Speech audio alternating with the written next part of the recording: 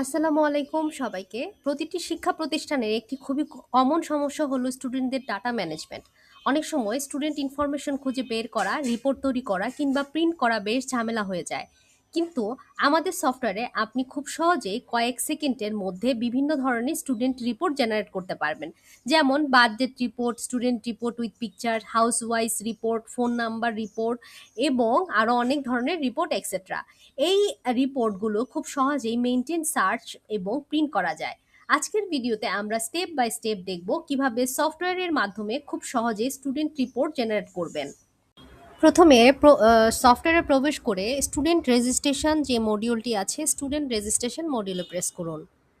তারপর student information রিপোর্টসে press করুন।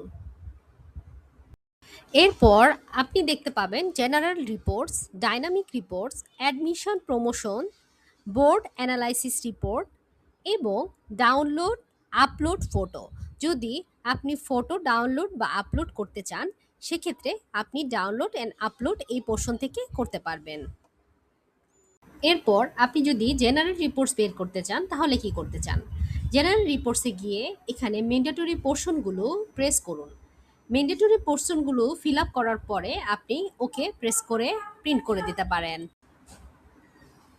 এরপর আপনি যদি ডাইনামিক রিপোর্ট বের করতে চান, সেক্ষেত্রে আপনার এখানে নিচে দেখবেন যে অনেকগুলো ফিল আপ দেওয়া আছে। আপনি আপনার পছন্দ মতো যে ফিল চাচ্ছেন ওই ফিল আপ করে তারপরে আপনি চাইলে এক্সেল বা পিডিএফ করে আপনি আপনার ফাইলটি, রিপোর্টটি ডাউনলোড করে নিতে পারেন।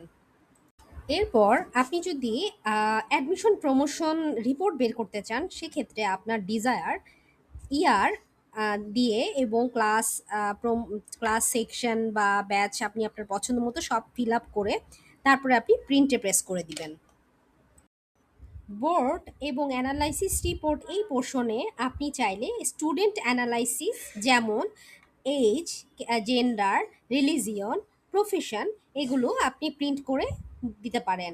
তার পাশাপাশি আপনি যদি স্টুডেন্টের বার্থ ডেটটা রিপোর্ট বের করতে চান, সেক্ষেত্রে স্টুডেন্ট বার্থ রিপোর্টটাও বের করতে পারবেন।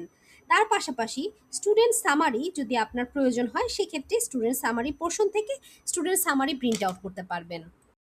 এরপর আপনার যদি কোনো স্টুডেন্টের ফটো আপলোড বা ডাউনলোড করতে হয়, সেক্ষেত্রে কিন্তু ডাউনলোড অর আপলোড ফটো থেকে কিন্তু আপনি ইজিলি ডাউনলোড বা আপলোড করে নিতে পারবেন। যেমন ডাউনলোড স্টুডেন্ট জিপ ফাইল করে আপনি স্টুডেন্টের ফটো ডাউনলোড করতে পারবেন। তার পাশাপাশি আপনি যদি স্টুডেন্টের ফটো আপলোড করতে চান, সেক্ষেত্রে আপনি চুজ ফাইল দিয়ে আপনার ফাইলটা এখানে আপলোড করে দিতে পারবেন। Maximum 100 photos at a time আপনি এখানে পোস্ট করতে পারবেন।